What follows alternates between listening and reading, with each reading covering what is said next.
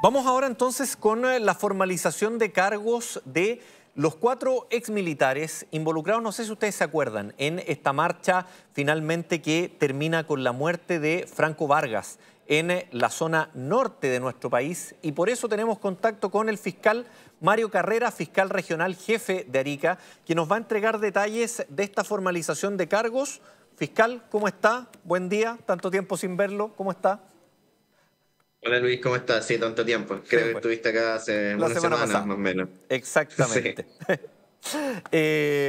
Fiscal, ¿cómo fue esta formalización de cargos? ¿Se logró prisión preventiva? Si nos puede entregar detalles y antecedentes, por favor. Sí, bueno, no son 4, son 5 los Ya, exmilitares. Lo que ocurre es que son 4 los que quedaron en prisión preventiva ya. y uno en arresto domiciliario total, que fue tal cual lo que solicitó el Ministerio Público. Nosotros, bueno, quedamos conformes con el resultado de la audiencia y no podía ser de otra manera si se dieron por acreditados los 3 hechos por los cuales el Ministerio Público dedujo la formalización. Se dieron también por acreditadas las participaciones de cada uno de estos exmilitares y además se otorgaron las medidas cautelares que habíamos solicitado como Ministerio Público. Así que desde ese punto de vista, hasta el momento, digamos, las cosas están resultando como lo teníamos previsto. Fiscal, esta fue una investigación bien larga, duró más de un año, creo. En ese sentido, ¿cuáles fueron los antecedentes que a ustedes más les llamó la atención de las órdenes que se dieron en esta marcha? Bueno, o sea, Franco cumple 2 años de fallecido ahora en el mes de abril próximo, así Claro. que es bastante más de un año. Pero recordar cómo partió esto, porque esto efectivamente partió con una contienda de competencia entre la justicia militar y la justicia civil. Y eso solo se dirimió en el mes de septiembre del año pasado, o sea, ya varios meses con posterioridad a ocurrencia de los hechos, Por y eso le decía recién más a de un partir año de de ese, investigación, desde que lo tomó Ministerio claro, Público. Claro. desde que lo toma el Ministerio Público, cierto. Solamente a partir de esa fecha el Ministerio Público, digamos, pudo ya actuar con libertad en cuanto a la investigación. Pero acá es importante no circunscribirlo a una marcha. La marcha fue el corolario de muchas situaciones que se estaban viviendo. Es más, algunas de las víctimas que nosotros, por las cuales formalizamos, ni siquiera participaron en esa marcha. O sea, esto fue una problemática sistemática, aunque acotada a un rango de tiempo bien determinado, donde efectivamente hubo estas conductas que nosotros imputamos en la formalización, que básicamente constituyen apremios ilegítimos. En ese sentido, ¿la investigación ustedes la tienen cerrada a estos 5 funcionarios o eventualmente podría haber más personas que puedan ser formalizadas? Bueno, eso en materia de investigación uno siempre, o dicho de otra manera, nunca puede negarse a imputar a más personas, pero por el momento y después de una investigación bien acuciosa, creemos que son estas 5 personas las que vamos a terminar llevando a juicio una Ya. vez que ya cerremos la investigación. Fiscal, entendiendo que la labor del Ministerio Público es la persecución de los delitos, pero también hay una arista con las víctimas. Mm. ¿Cómo han podido ver ustedes a las víctimas en todo este proceso? Se lo comento porque a mí me tocó reportear, me acuerdo, parte de este caso o conocerlo cuando se estaba reporteando, y los testimonios de las víctimas eran brutales. Conversaron con algunos de ellos en los hospitales, algunos de ellos terminaron con amputaciones. ¿Qué es lo que han podido ver ustedes de cómo están las víctimas? Sí, y ojo, por eso lo digo con tanto detalle, porque es gente que terminó con ese tipo de lesión, ni siquiera participó en la marcha. Por eso esto es un contexto mayor, que no hay que circunscribirlo a la situación que se vivió ese particular día. Bueno, nosotros activamos la unidad de víctimas de manera inmediata, incluso antes de que se nos otorgara la competencia por parte de la Corte Suprema. Y hemos tenido, cierto, un contacto permanente y además nuestros fundamentos para tomar esta causa y nuestros fundamentos para pelear esto ante la Corte Suprema fueron precisamente las víctimas. ¿M? Porque recordemos que acá teníamos una instrucción militar que parte en un recinto militar. Los conscriptos tienen rango militar, de acuerdo por una presunción que está en el Código de Justicia Militar. Entonces, este tipo de causa, hace 5 o 10 años, nadie hubiese discutido que tenía que quedarse bajo la tutela de la justicia militar. pero nosotros, ¿por qué o bajo qué argumentos peleamos esta causa a las víctimas?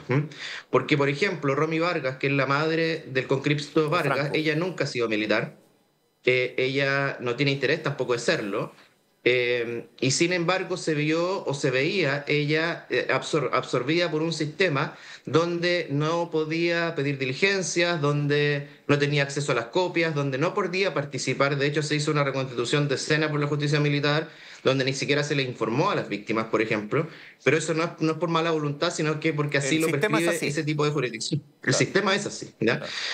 Entonces, en cambio, versus lo que después hicimos nosotros en la reconstitución de escena, donde y trasladamos a cada una de las víctimas desde la ciudad de Santiago, con sus padres, nos preocupamos de que tuvieran asistencia tanto en el avión, tanto en el hotel, en los traslados, en la misma, digamos, dinámica de la reconstitución. Entonces, esas son las diferencias que para nosotros eran importantes llevar a la Hoy, Corte Suprema, hacer ver a la Corte Suprema y en definitiva ese órgano máximo del país nos dio la razón y por eso es que estamos hoy día con esta causa, que reitero, hace 10 o 5 años atrás esa visión era absolutamente distinta. Entonces, cuando tú me preguntas por la víctima, por eso creo que están acá en el máximo, digamos, para nosotros. Son el fundamento de por cual estamos haciendo lo que estamos haciendo.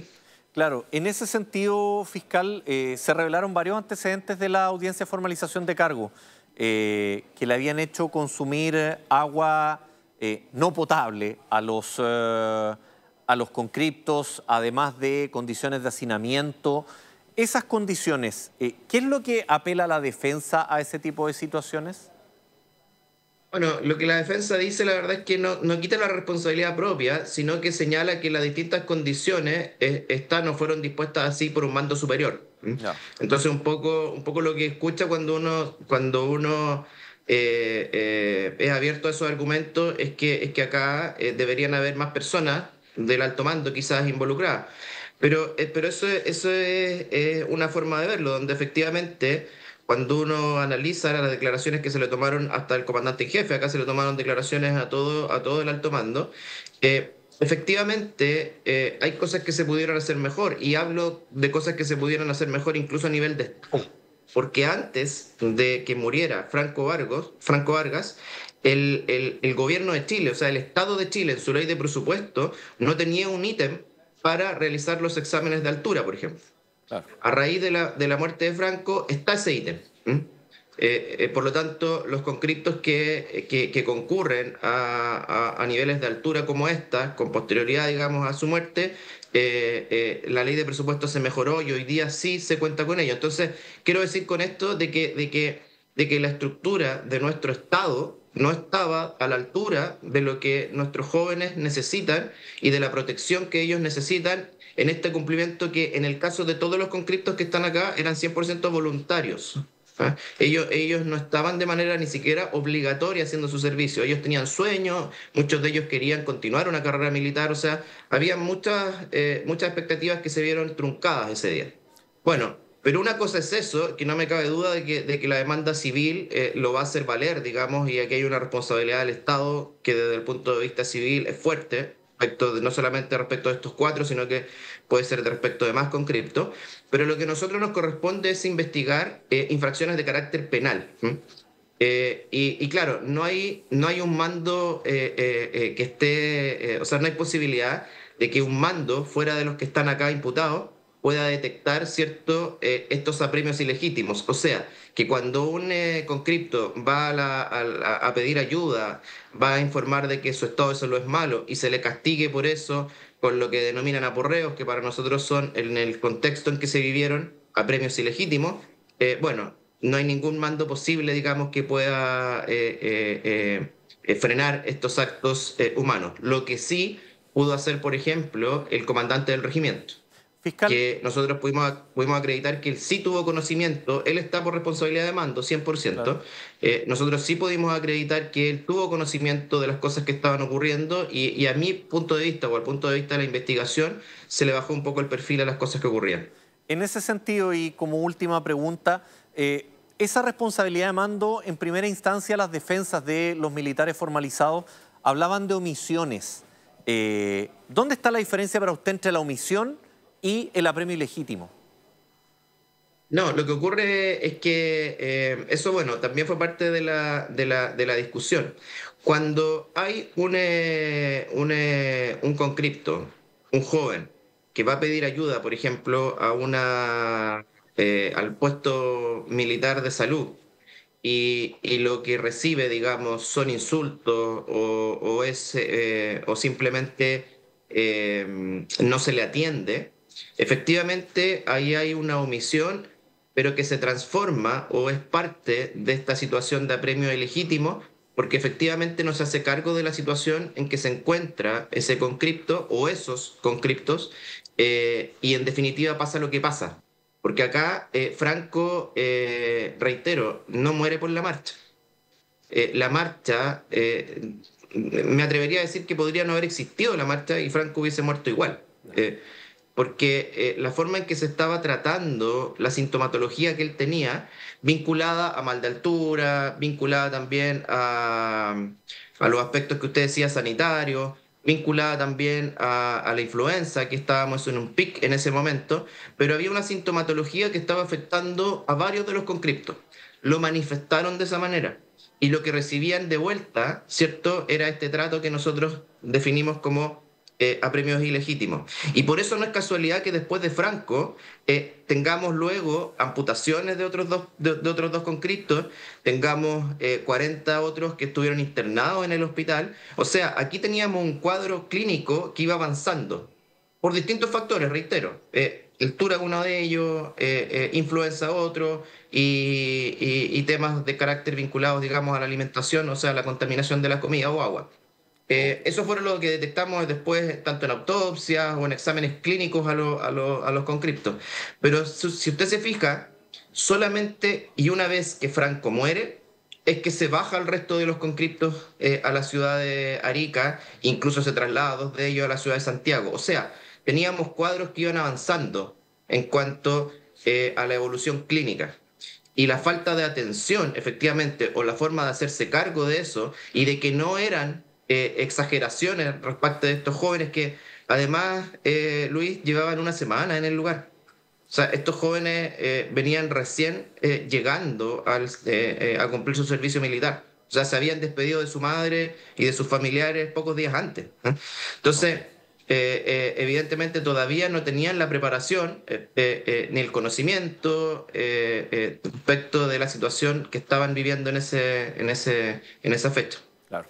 Fiscal, muchas gracias. Le agradecemos que haya estado con nosotros durante esta mañana. Bien, Luis, muchas gracias a ustedes y por la preocupación en estos temas. Chau, chau. Hasta luego.